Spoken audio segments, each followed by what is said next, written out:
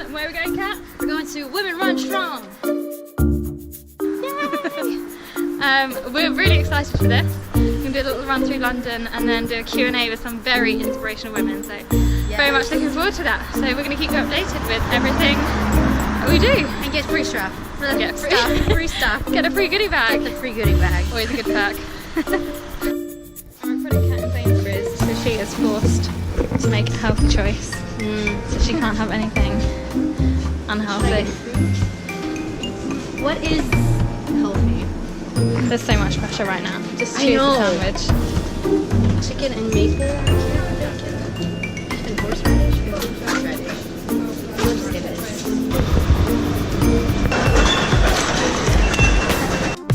We have arrived at our destination. We are at the Running Works. Let's go. We're not here just for free stuff, Kat.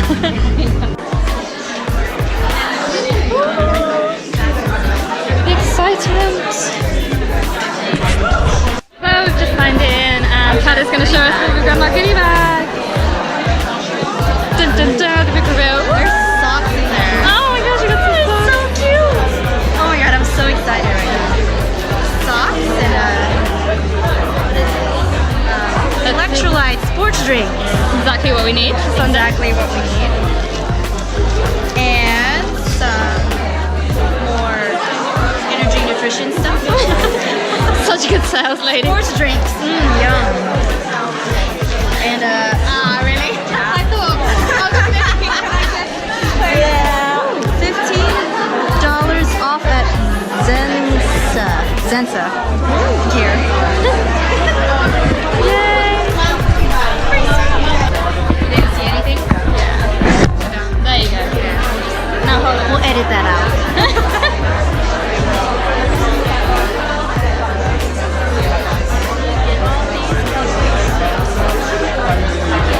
How cute is this running store? It has a little cafe and a wine bar. I'm getting excited. There's I people know. here that I follow and they're like celebrities. Do you recognize people? We have a bookshelf. We need to hang out here more. They even have a couch. This is like the running hangout place. But yeah, we have me, Susie, Stephanie, and Nose, who's a pretty badass little amazing. And we have Sophie Walker, talk about a badass woman game changer. She'll be joining us later for the panel. But first, we're gonna go for a little run. Yeah. Battery. Yes, we have battery. Here we go.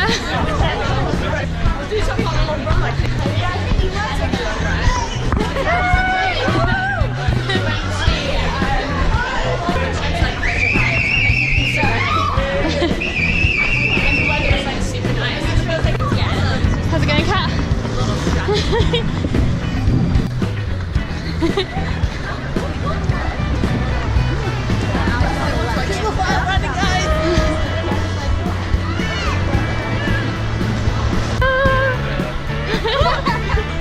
I can't believe your arm is gonna be like, she's gonna hold it. I'm not holding it the whole way. Are you gonna beat it off? Yeah. My dad's running with me and we've got a little pouch to put it in when we're not using it. I did that last year. I always had to go for it. I had one vessel to do like from the end of the summer. That didn't work out. On a mission to find Susie Chan. Really? While we're running. We can't seem to find her anywhere. Where is she? Oh, there she is. She's the very back. Ah, let's hang back. Really the very back. Okay, let's go really slow. We're not like we're really rubbish, even though we're really good. We'll let people overtake. Respirate. Just respirate. Respirate.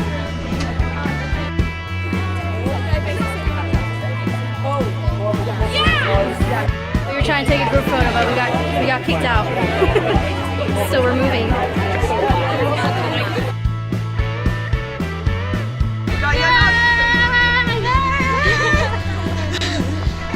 We're good. We're from Kingston. Yeah. I'm from Kingston. Yeah. You are 12 hours. Oh, did you? Oh my god, was I looking like death? No.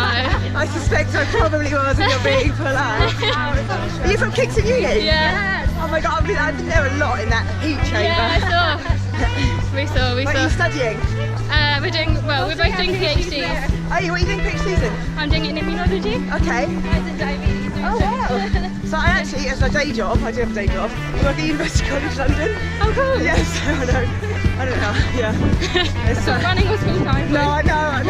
The good thing is, it's working university, you get loads of days off. Yeah. I get like 40 days off a year, so Awesome. accommodates all the running. And how was your race you just done? Oh, it was hard actually. Was it? I was having a bit of a miserable time.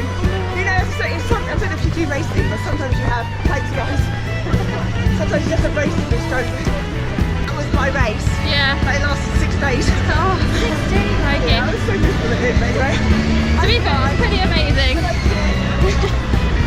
No, I've got London coming up on Sunday. Have you? Have you got London? I'm there to watch it. She's been my partner in crime, training with me every way. Cheers! Depressing, sorry. You can't drink till Sunday. No alcohol for you. I was told somebody else would introduce me. I'm Devin, that's all I have to say. I actually ran my first marathon when I lived in London 12 years ago.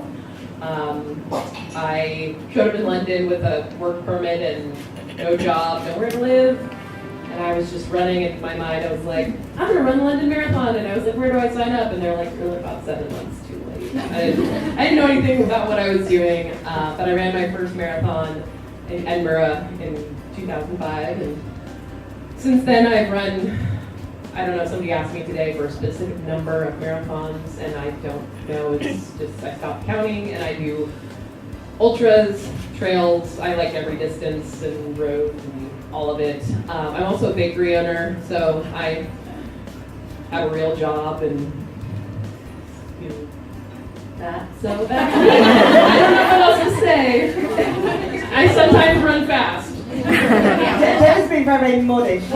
She is absolutely fantastic. She's an astonishing runner. She's run the 3rd fastest 100-mile time for a US American lady, so absolutely astonishing. The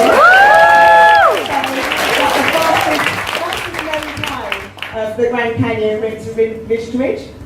Rim to rim time. So she's the fastest known time ever run for that. She's absolutely an astonishing runner. She has run some of the most iconic races in America, and she has broken lots of records, so she's been uber modest. So I'm not going to get over that. Thank you. So I'm Sophie Walker, and I'm starting to wonder what I'm doing here.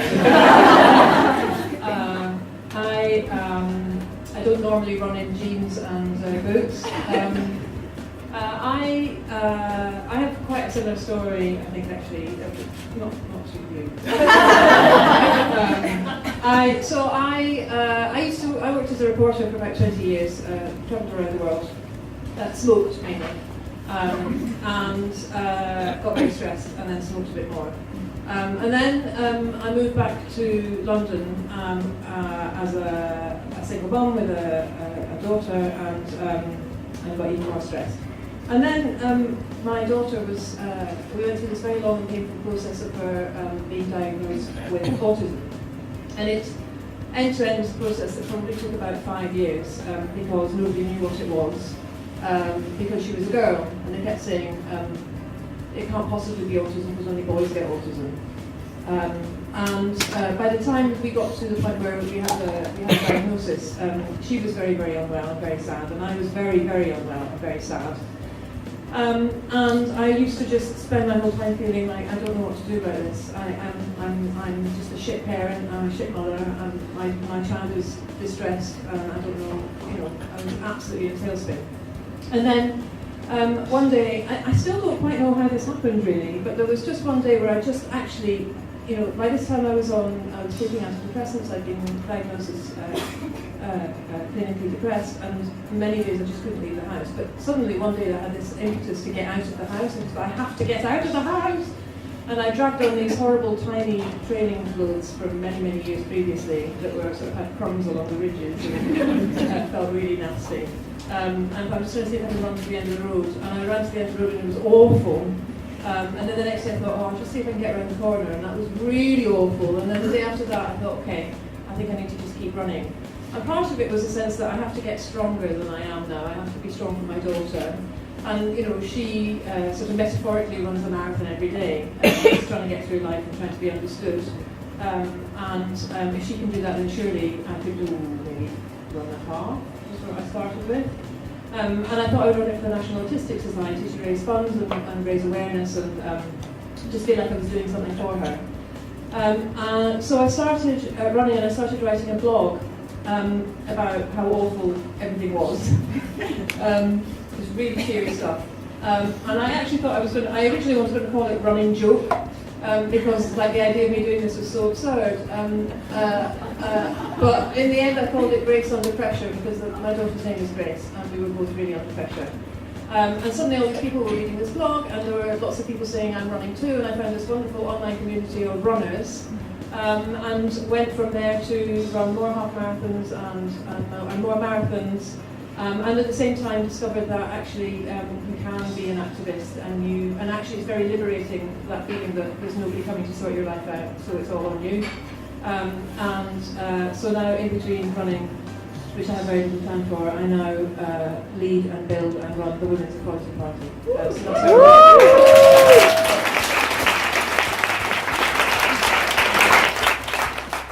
Wow, I think is all we can say. Thank you very much, and thank you for talking about everything.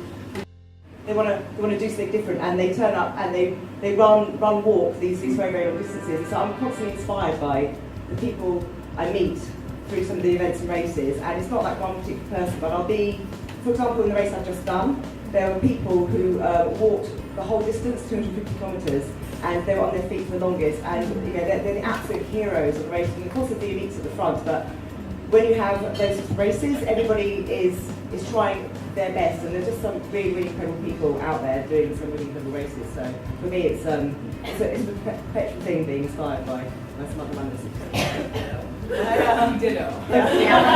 Same. I for sure, I'm so lucky that I get lots of emails every day from people who pour their hearts out and share what I'm sure have been shame-filled stories. And it's liberating to come forward with things that you think you can't share with anyone. So to be able to read those stories in my email every day, it's just, I pinch myself and say how lucky to know that we aren't alone, and that so many people are not just surviving but thriving. But for me, someone who's really inspiring me right now, her name's Allison Desir. She's over in the States. She's one of my good friends. She just recently, after Trump got elected, it hurts. To raise money for an organization we have in the States called Planned Parenthood, she put it out there. She said, I'm going to run from New York, from Harlem. She started an amazing community organization called Harlem Run to get Harlem running. I'm going to run from Harlem with 3 of my best friends to DC to raise money for Planned Parenthood. And she just put it out there. One, that's the bravest thing I think you can do, to say I'm doing this thing and hope you can give me money. And then she ended up raising over $100,000, and thousands of women joined them along the way, because they ended in DC for the Women's March on Washington. And it was one of the most astounding things to watch from San Diego. I mean, every day I was like, I need to book a flight. I need to get there. It was amazing, because sometimes you feel inconsequential and small, and you say, how can I make a difference? But running is political. You can make a difference with your voice. So to have one woman stand up and say, I want to be heard, I demand to be heard, and then to have so many women say, we're with you, it was pretty amazing. So Allison Desir, if you haven't heard of her, she's pretty incredible. Which is rations. You're not allowed, if you want an extra bottle of water, you get a time penalty. And you're kind of sleeping under a blanket on sticks, so it's a bit rough. And I've done the race twice before, and I did it the 3rd time last week. And because I've done it twice before, and I did quite well the 2nd time I did it, I went into the race quite cavalier, shall we say, and probably underprepared, sorry, the better truth. And what actually happened was, it's the first time this has really happened to me, my head went in a race. I just suddenly realised I didn't want to be there anymore, and it was really horrible. It was very hot. What happened was I had a very good first day, and then the second day I forgot to eat. And I was out for 5 hours and I ate nothing, and I walked quite hard, and it was, I just felt really, really rough, and I sort of sort of death march the last couple of K in, wondering what's happening. And then it happened again on the third day, and he ended up in the medical tent. And at that point, I really didn't want to be there. It was really strange to suddenly not be positive. I don't stand on the start line of a race unless I'm absolutely 100% certain I'm going to finish, and that's the thing that drives me on forward when I do all the races that I do, the 100 miles, all the long races. I stand there and I tell myself, you're going to do this, this is what you're going to do, this is what's happening today. And for the first time ever, my head just completely went, and it was horrible, it was really horrible. And I managed to trudge through the 55-mile day 4. And when I got in, I was probably in a pit of sort of self-indulgence, self-pity, like a sort of teenager. I was really sort of, I hate everything. And then I got lots of messages. So you don't have any communication in the Sahara Desert. You're not allowed your phone.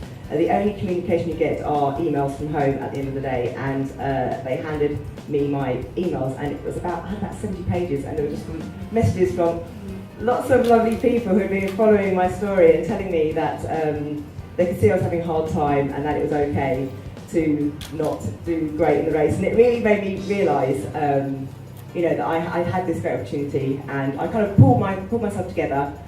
I focused very hard on the positive things, which was the fact that I had this amazing opportunity to be in the race. It was really hard, but I really tried to stay positive for the very last day, and I think all those messages really did change my attitude. And the weight, you're carrying a lot of weight in that race, and nobody carries anything extra.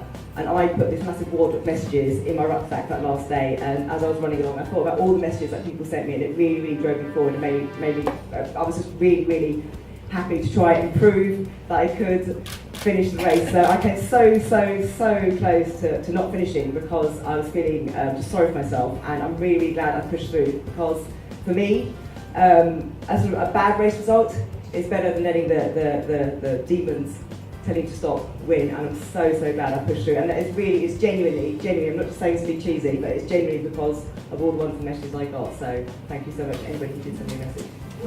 I'm going to be on national television. I'm trying to hide behind other women and I'm taller than them. And then, it's hard because I'm told all the time, we like you because you're not 90 pounds. And I'm like, if I weighed 90 pounds, I would be dead. And, for a long time that bothered me because I'm different. I'm told all the time that I'm different. I'm different for all these reasons. And what I realized is, I'm different, but this body is doing something amazing, and I'm going to honor the fact that my body is capable. And that is the most important thing. It's like, we can get caught up in the image, but if you go towards just an image, you're going away from what makes your body capable. And I think once I embraced realizing that that story doesn't serve me in any way, it doesn't make me a better runner, then it actually was really liberating. And I actually saw myself very differently when I made that realization. I couldn't agree more. So also very tall, no, not at all fast.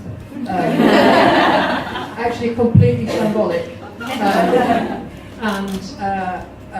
Is there anybody here who lives around Barnet, North London? Because if you do, you may well have seen me crying.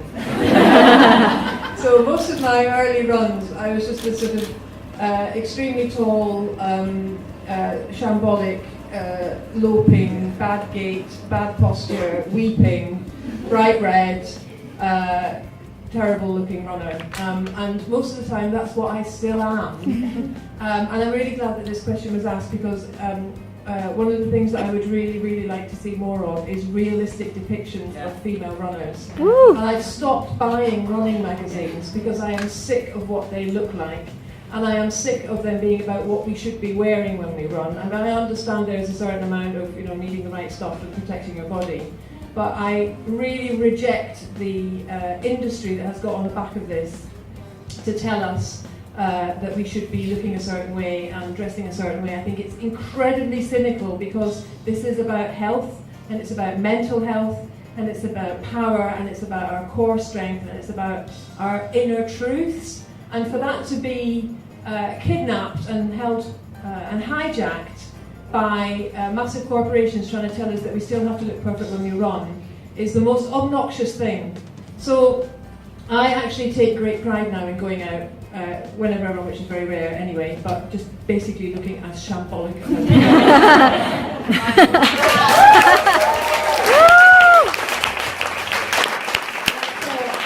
So I kind of found myself, because I went viral for the thing I did, I kind of found myself with attention on me with my blog. It picked up very quickly. And I worked very hard to get the people paying attention to me and reading. It took time, but I definitely had like a fast pass into the industry. So I found myself in the running world with a voice, and it was absolutely bizarre because I already had this insane imposter syndrome because I'd only been running for 2 years. I wasn't a very good runner. I would find myself on set with Olympians, and I would look around and I'd think, what the hell am I doing here? They'd often not have my size because they don't expect someone who's 160 pounds to show up and be an athlete. So I really struggled with looking like a runner. I'd be lying to you if I didn't admit that I wanted to run my first marathon because I wanted to try to lose 20 pounds so I could run in a sports bra. And it honestly took me 3 years from the moment I became a runner to find the courage to start running in my sports bra. And it was like an incredibly hot New York City summer. It was 92 degrees the moment in Fahrenheit. What? I don't know. It was hot. It was hot. It was hot and humid. And it was 6 in the morning and the sun had just risen and it was so hot and I had to run 15 miles, the farthest distance in the world, right? For fun. And I was like, screw this, I'm going to run in my sports bra, I cannot deal with this shirt, chafing me, rubbing me raw. Like, I was convinced someone would say something to me, so I took my headphones out. And I ran in my sports bra and I was self-conscious the entire way. Every time someone would pass me on the street in New York, I was ready for that person to call me fat, to ask me why I was running. Nothing happened, no one looked my way. The world didn't revolve around me, it was a big shocking moment. And I knew that so many other women had this issue too, so I launched this thing called the Sports Bra Squad, encouraging women to kind of like shed their shirts along with their insecurities, feel like there's strength in numbers and that we're all dealing with it. And oddly enough, it took a long time, that's not odd, it took a long time for me to really feel great running in my sports bra, for it not to be terrifying. Still terrifying. Agreed. I took my shirt off today and I was like, I'm not running fast enough to be doing this and it's not hot enough. It never goes away. But after I finished my trainings and my marathons last year, you're just not running the mileage that I was running. I was taking more time off. It was Christmas. I was eating not the best. And it's when I'm not in control of how much I'm working out, what I'm eating, that I really start to revert to self-criticism and feeling really bad about myself. And being in a sports bra then and forcing myself to be in a sports bra and saying, no girl, you are still running a lot and really strong, like your body is so strong. You need to remember how strong you are. That was the most powerful moment for me. So I think in order to change the industry, we have to redefine what strong looks like. Because for a long time we've been told that strong looks like a body type that so many of us will never have, and that's totally okay, right? It's okay to feel strong in the body that you're in. It's okay to love the skin you're in, just as long as you're always working towards the strongest tomorrow possible, right? Balance. You don't have to eat vegetables and all the time. I don't eat vegetables. So, yeah, we're strong.